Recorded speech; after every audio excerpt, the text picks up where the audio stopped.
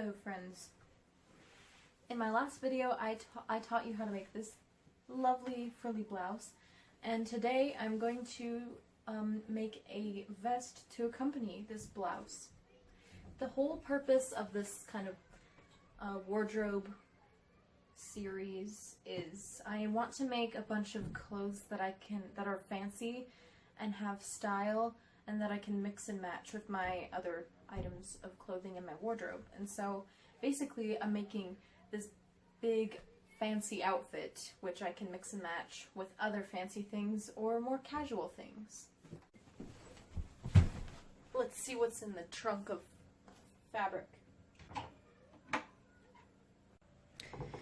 So if you saw my craft desk video, I mentioned my grandmother's cedar chest, and this is it. I have refinished it, and now I keep all my fabrics in here. And so I've got some old bed sheets for mock-ups and actual projects. I really like this purple color. When I thought of my vest, I was thinking of making it out of this kind of striped fabric. So we'll work with that. As you may know, I do a lot of draping and I guess just draping and making up my own patterns when I sew new things. But if you're very new at this and you don't know where to begin, I think a really good place to start is to get a basic bodice pattern. This one's from like a costume pattern, and I used to use this all the time to just modify for different dresses. So that is one tip if you are not feeling comfortable with drafting your own patterns. Alright, so if you've made a waistcoat before, then you know that there's going to be a lot of curves. So we're going to have to make a tailor's ham so that we can press those curves out. So first what you're going to do is, I just got a scrap piece of fabric for this, and I traced out an oval egg shape, and just make sure that it's not too pointy and it's not too round. You kind of just want it to be like a jelly bean.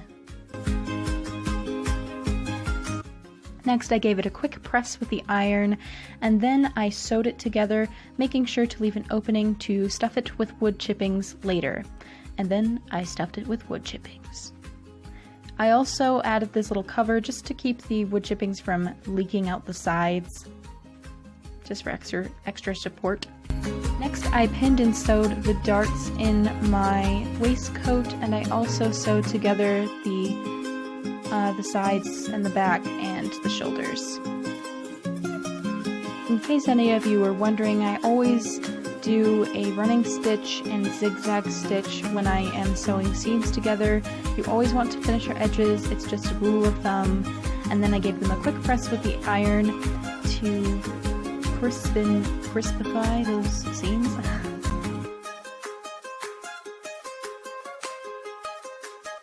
Next, I made 2 welted watch pockets on either side of my waistcoat, and you want to place those just above the waist. And I just cut out these squares. Make sure that they're bigger than the actual watch, because they're going to get smaller as you make them. There are lots of wonderful tutorials out there on how to make welted watch pockets. It's not the easiest pocket to make, but it does look really, really nice. And I also love how the purple fabric just adds a beautiful touch of color to this project. Here I'm showing you just kind of how I made my collar. I basically just draped a strip of fabric over the edge of my waistcoat and traced out the general shape and just cut out 2 pieces and sewed them together. It's really easy, but if you need more clarification, I can make a tutorial or do some explanation. Next, I sewed together the lining for my waistcoat, and I used the same purple fabric. After that, I attached my collar to my fashion fabric just with a running stitch and then another zigzag stitch to finish the edges. Next, I attached my lining. Alright, I've finished sewing in my lining, and I used a mix of some whip stitches, that's quite hard to see, and some regular running stitches. And so the lining is also, it's all sewed in, and I've just tacked, well, I've pinned where I'm going to tack down the collar just so it lays flat. Alright, so for fun, I've got these gear buttons, and I've got these little clock buttons. Let's see if you can see that better. They're quite beautiful.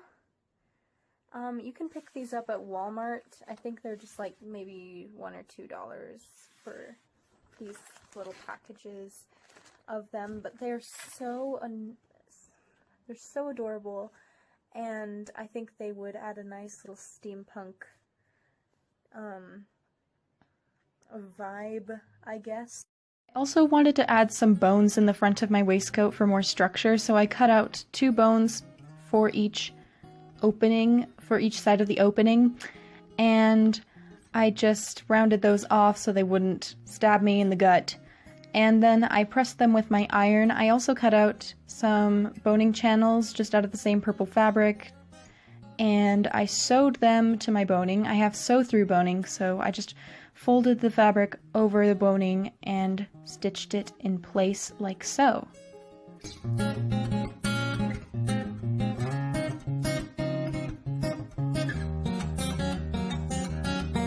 Then I secured them into the waistcoat with a couple herringbone stitches. Next, for the finishing touches, I just added some lace trim to the edges of my pockets, and it turned out really cute. I'm so glad that I added this little detail. Alright, so I'm going to give this a quick press with the iron, and then we should be done. I wonder where you are.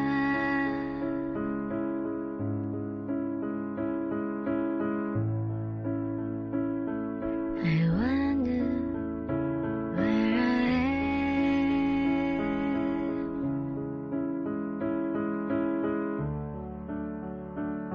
My house is empty now.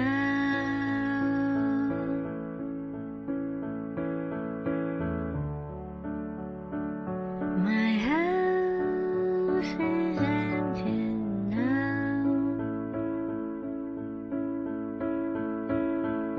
This place is full of light like a child I never had. This place is full of sand like the child I never had. Child I never had.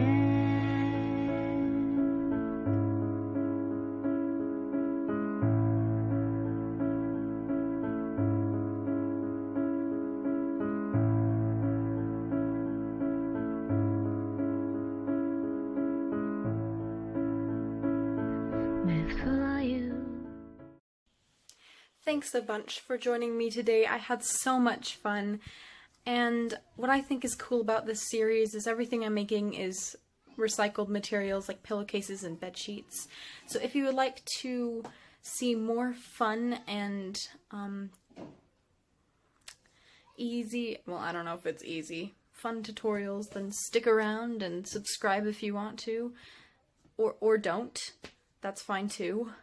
But yes, I shall see you